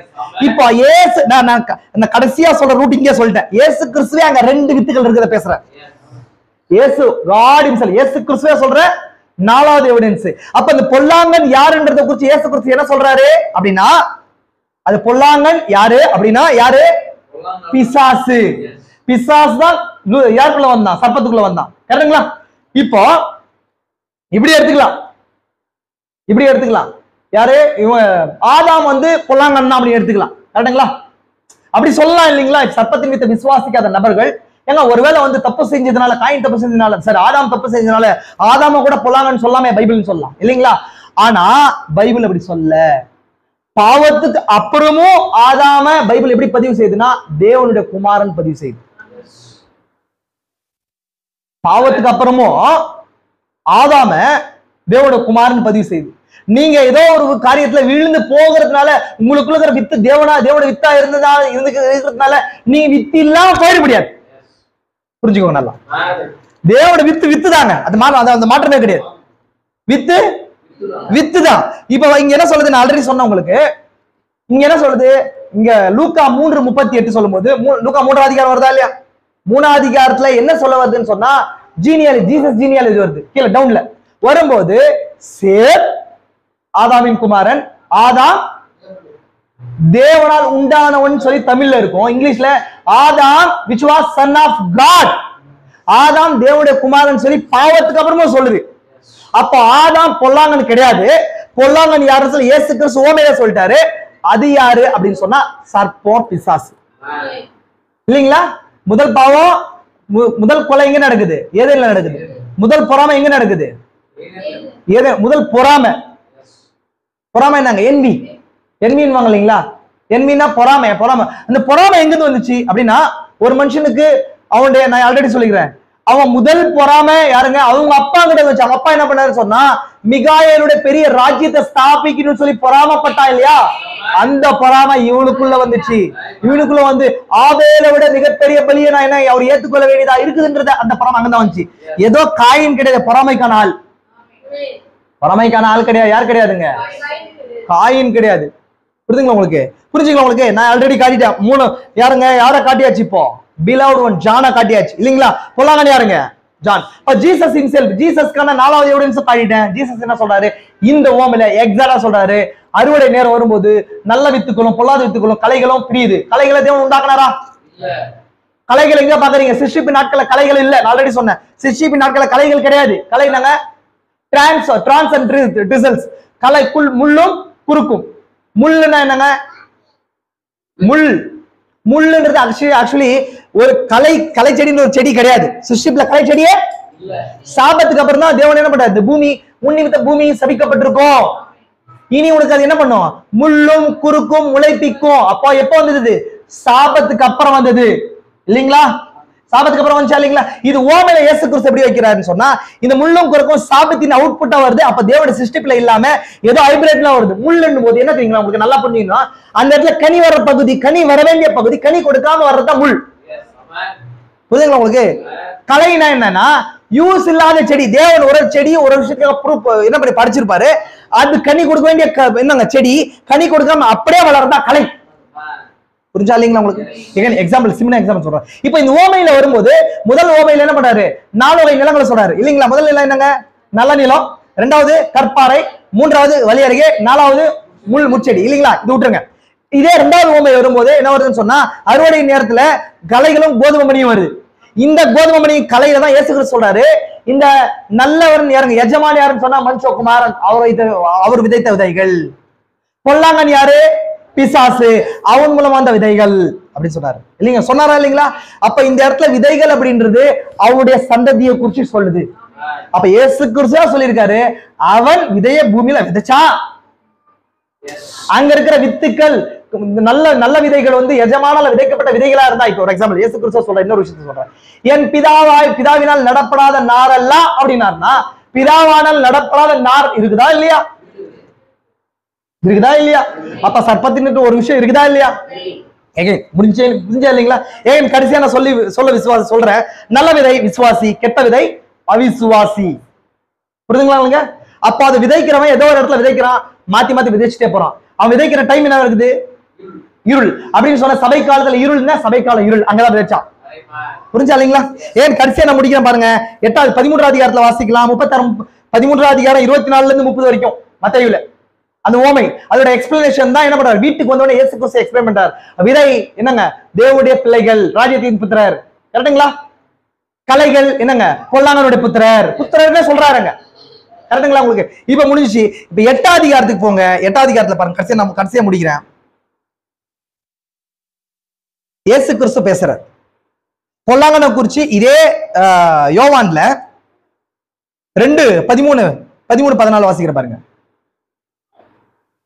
பிதாக்களே, ஆதியில் இருக்கிறவர்களை அறிந்திருக்கிறபடி உங்களுக்கு எழுதுகிறேன், வாலிபரே, பொல்லாங்கனை ஜெயித்ததினால், இங்க ஜெயிக்கிறது பொல்லாங்கன். அப்ப ஆதாமை உண்டான சரி காயினை பொல்லாங்கனால் உண்டானவன் சொல்லுது. இதே 2 அதிகாரத்துக்கு முன்னாடி பொல்லாங்கனை நீங்க ஜெயிச்சீங்கன்னு சொல்லுது. அப்ப அப்படி இருக்கும்போது இந்த பொல்லாங்கன் கண்டிப்பா ஆதாம இருக்க முடியாது. ஏன்னா இங்க கீழே வசனம் சொல்லுது, வாலிபரே நீங்கள் பலவான்களா இருக்கிறபடினாலும் தேவ வசனம் உங்களிடத்திலிருந்து நிலைத்திருக்கிறதுனாலும் நீங்கள் பொல்லாங்கனை ஜெயித்ததினாலும். காயின் வசனம் எப்படி சொல்லுது? அவன் பொல்லாங்கனால் உண்டாயிருந்து தன் சகோதரனை கொலை செய்த என்னங்க? காயினை போல இருக்க வேண்டாம் சொல்லுது. இந்த பொல்லாங்கன் யாருன்றதுக்கான கேள்விதான். இதையே முன்னாடி 2-3 அதிகாரத்துக்கு முன்னாடியே இங்க யோவான் சொல்றாரு. என்ன சொல்றாருன்னா, நீங்க கூட பொல்லாங்கன் இன்னைக்கு இருக்கிறான்னு சொல்லுது. அப்ப கண்டிப்பா அது ஆதாம் இல்ல. அப்ப காயின் ஆதாமால வந்தவன் இல்ல. புரிஞ்சா இல்லைங்களா? சின்ன சின்ன நோட்டேஷன் தான். எகைன் அதுக்கப்புறம் பாருங்க கடைசியா இதே லைன்ல 5:18 தேவனால் பிறந்த எவனும் பாவம் செய்யான் என்று அறிந்திருக்கிறோம். தேவனால் பிறந்தவன் தன்னைத்தான் காக்கிறான், பொல்லாங்கன் அவனை தொடான். அப்போ எந்த பொல்லாங்கனால் காயின் உண்டானோ அந்த பொல்லாங்கான் யாரை தொட மாட்டான்? தேவனால் பிறந்தவனை தொட மாட்டான். அப்படின்னு சொன்னா இந்த பொல்லாங்கன்றது கண்டிப்பா யார் கிடையாது? ஆதாம் கிடையாது. யாரோ ஒருத்தரால காயின் வந்திருக்கணும். அப்படின்னா அங்க ஒரு ரூட் வெளியே வருது, அங்க சர்ப்பத்திற்கு இருக்குது அப்படின்றது அங்க வெளிப்படுது. அகைன் புரிஞ்சா இல்லைங்களுக்கு? இப்ப அகைன் கடைசியா நான் முடிக்கிறேன். 8:37 யோவான் 8:37 கடைசியா நான் முடிச்சிட்டேன். 8:37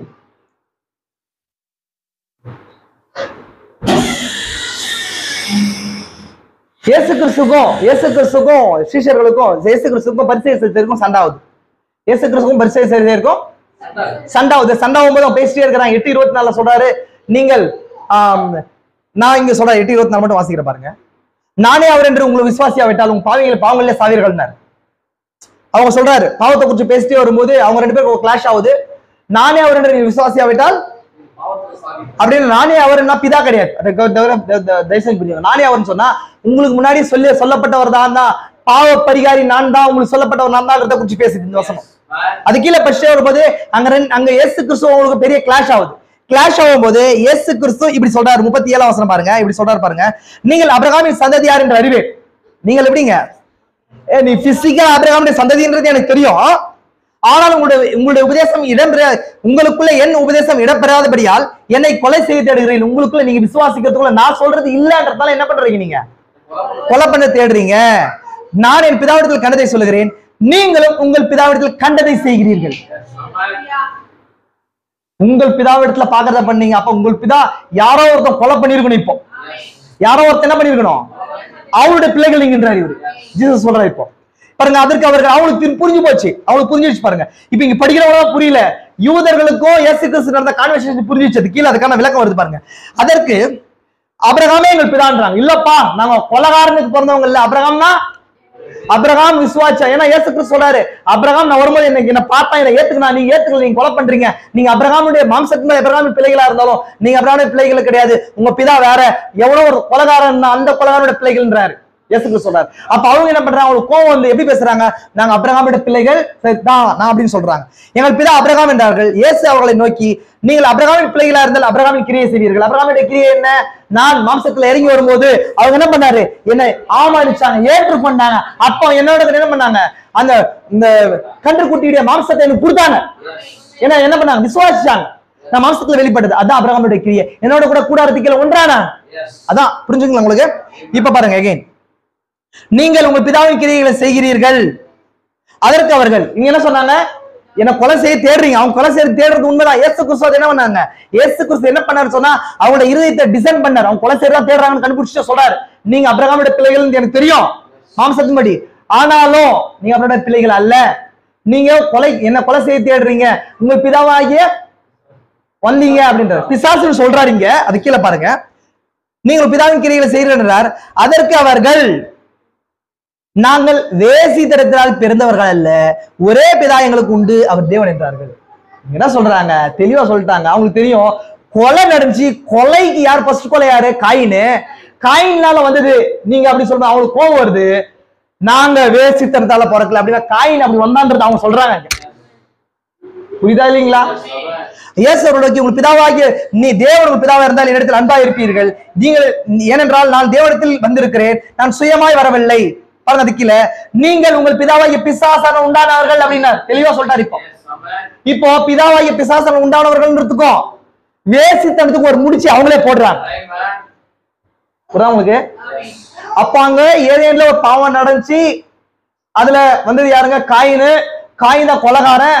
அந்த கொலகாரனுக்கு வந்தவங்க இயேசு கிறிஸ்து சொல்லும் போது, இல்லங்க நான் எதுல எப்படி வந்தவங்க கிடையாது, வேசித்தனத்தினால வந்தவங்க இல்ல. இந்த லைனை படிக்கும் போதே மூல பாவத்தை குறிச்சு தான் ஒரு தேடுதல் நமக்கு வரும்.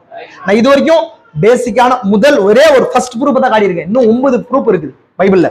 இந்த பேசின இந்த லைன் மட்டும் நான் எடுத்திருக்கிறேன். இதை தியானிங்க. ஏன்னா வசனத்தை நம்ம எப்படி படிக்கணும்? வரிகளுக்கு இடையில படிக்கணும். திரும்ப எப்படி சொல்றாரு? நமக்கு வரிகளுக்கு இடையில வாசிங்கன்னு சொல்றார். புரிஞ்சுங்களா? உங்களுக்கு புரிஞ்சுங்களா? நான் பேசப்பட்ட காரியங்களை கர்த்தர் ஆசீர்வதிப்பாராக. தேவன் உங்களோட கூட இருப்பாங்க. பேசப்பட்ட விஷயங்களை கொஞ்சம் கண்ணோக்கி பாருங்க. சர்ப்பத்தின் அடிச்சுவட ஏன் பார்க்கணுன்றது குறித்து சொன்னேன். அதுக்கான டாபிக்ஸை குறித்து சொன்னேன். நான் பைபிள்ல எப்படிங்க, எப்படி தீர்க்கதரிசி முத்திரைகள் எங்கிருந்து வந்துச்சுன்னு சொல்லி சொன்னேன். வேதத்துல முத்திரைகள் இருக்கா, முத்திரைகளுக்குள்ள வேதம் இருக்குதான்றது குறித்து பார்த்தோம். இந்த தூதன் இந்த கால ஏன் சர்ப்பத்தின் அடிச்சுவட குறித்து பார்க்கணும்னு சொல்லி பார்த்தோம் நம்ம. ஏன்னா 3 ஏஞ்சல்ஸ் மெசேஜ்ல 3rd ஏஞ்சலா இருக்கிறார். நம்ம எந்த நாட்கள்ல இருக்கிறோம்? முத்திரையில் நாட்கள்ல இருக்கிறோம். நம்ம இதுல தப்பித்துக் கொள்றதுக்கு எப்படி? வெளிப்பாடு ஒன்றை எதை மேற்கொள்ள வருது? பாதாளத்தின் வாசல. அப்ப எந்த வெளிப்பாடு வேணும்? சர்ப்பத்தின் அடிச்சோடு குறிச்சு வெளிப்பாடு வரும்போது, சர்ப்பத்தின் அடிச்சோடு எங்க வருதுன்னு பார்த்தோம். ஆதியாகமத்துல ரூட்டை கட்டினா கடைசி வரைக்கும் வந்து இங்க முத்திரை நேரத்துல வந்து ஒண்ணு மேல போது, ஒண்ணு கீழே வருது இல்லைங்களா? யாரும் முத்திரையிடப்படுவாங்க? கிரியினால கிடையாது. ஆட்டுக்குடி ஜீவபுஸ்தகத்துல பேர் எழுதப்பட்டவங்க. அப்ப அவங்களுக்கு அந்த வெளிப்பாடு வரும்போது அந்த தப்பித்துக் கொள்வாங்க. அந்த வெளிப்பாடு ஒன்றதே இதங்க மரணத்தையும் பாதாளத்தையும் ஜெயிக்க வல்லது. அதுக்காக தான் பார்த்தேன். பைபிள்ல இருந்து ஒரு சின்ன ரூட்டை எடுத்து காட்டினவங்களுக்கு எப்படி ஃபர்ஸ்ட் எக்ஸோடஸ் ப்ராஃபட் எப்படி சொன்னாரு அப்படின்றது, பேதுரு எப்படி சொன்னாரு, விசுவாச மனுஷனாகிய முற்பதாகிய பேதுரு எப்படி சொன்னாரு, ஆல்பா ஏஜ் மெசேஜர் எப்படி சொன்னாரு, அன்புக்குரிய யோவான் எப்படி சொன்னாரு, ஜீசஸ் நமக்கு எடுத்துக்காட்டா இருக்கிற மணவாளன் ஜீசஸ் என்ன சொன்னாருன்ற குறிச்சி நான் எடுத்து காட்டி இருக்கிறேன். நீங்க தியானிங்க. கர்த்தர் உங்களை ஆசீர்வதிக்கிறோம். தேவன் உங்களோட கூட இருப்பாங்க. எல்லாம் ஜெபிக்கலாம். ஏழை கண்களை மூடி ஜெபிக்கலாம். கிருபை நிறைந்த எங்கள் பரலோக பிதாவே, இந்த ஆசீர்வதிக்கப்பட்ட நல்ல நாளுக்காக கூட நன்றி ராஜா. எங்கள் வாழ்வில் ஒரு நாள் கூட்டி தந்து இந்த நாளில் காண செய்தீர் கர்த்தாவே. நாங்கள் மேன்மையான அந்த பாகத்தை தொட்டிருக்கிறோம். அந்த வெளிப்பாடுகளை இந்த நாள் எங்களை நிரப்பி இருக்கிறீர். அதுக்காக கூட நன்றி கர்த்தாவே. இப்பேற்பட்ட வெளிப்பாடுகளுக்கு நாங்கள் தகுதியுள்ளவர்கள் அல்ல. ஆனாலும் உன்னுடைய சந்ததியாயும் வித்தாய் இருக்கிறபடினாலே நீ எங்களை வெளிப்படுத்தி இருக்கிறீர். இந்த வெளிப்பாடுகள்லாம் நாங்கள் சர்ப்பத்தின் வித்தை கண்ணெடுத்துக் கொள்ள ராஜா.